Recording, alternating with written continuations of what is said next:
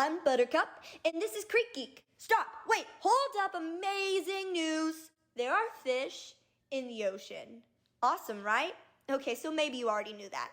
But do you know why? And that's what today's video is about.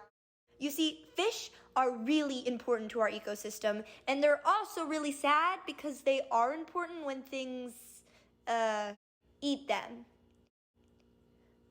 Fish go on a journey. For example, there are Chinook salmon who start their life in Auburn Ravine in Lincoln, California, and journey to the San Francisco Bay and Pacific Ocean to grow up, and once they're grown, they swim all the way back to Auburn Ravine, through oceans and rivers and creeks and streams to get there until they're inland enough to lay eggs so their fish babies, called fry, can grow up right where they started. And every step along the way, they may get eaten or die, which is kind of sad, but hey, as Lion King taught us, the circle of life. If they die, their bodies help fertilize the earth so that they can give back their life for the life of a bunch of plants and pretty flowers. And when they get eaten, they give energy to the organisms that ate them so that that organism can function. It's something called an energy pyramid. Things start at the bottom with small organisms like plants that gain energy from the sun and go up each layer with what eats that until humans at the top, since we're kind of like the kings of the wild and gain energy by eating things, but we don't get eaten ourselves. It's a good spot to be in. And each of these layers are important for transferring energy that we use to move and digest food and, well, function. However, each level up, only 10% of the energy is carried over. The other 90% is spent doing things like catching, eating, and digesting the source of the food.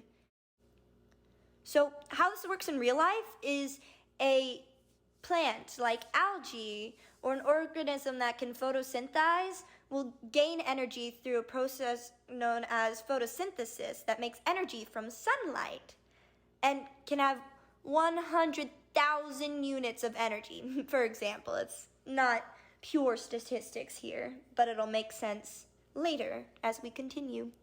And then when a tiny fish eats, say, the algae, it gains 10% of that energy.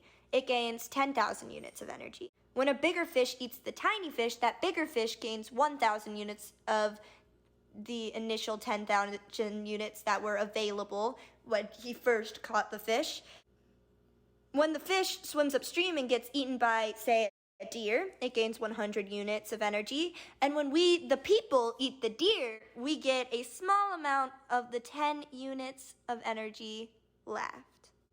So, in summary, fish such as the Chinook salmon are important because they're either food or fertilizer. But unfortunately, these fish aren't getting to do either of these in the wild. I'm going to use salmon as an example again, but this does apply to other fish too, though maybe not as specific. And so, Chinook salmon populations are down 60% since 1984, only 35 years ago, and they're still declining. Less fish in the ocean means less energy for the organisms that eat them, and without energy, those creatures can't live either.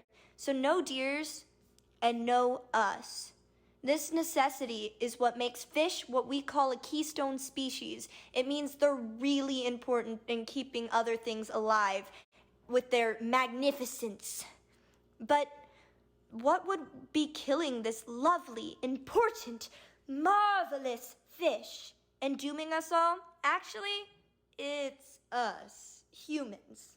As our trash goes into waterways like Auburn Ravine Creek and the Sacramento River and all these other lakes and streams, this trash is getting a one-way ticket to the ocean, making the streams our fish use a perfect trash highway.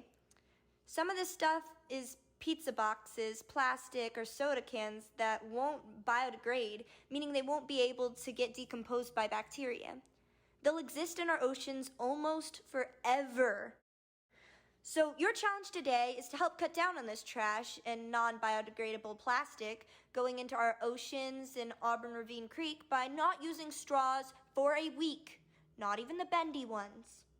And if you're up for an even bigger challenge, try no plastic at all for a week and see how you do. No straws, sandwich bags, one-time water bottles, etc. if you're going the hardcore challenge. And that's all for today. See ya!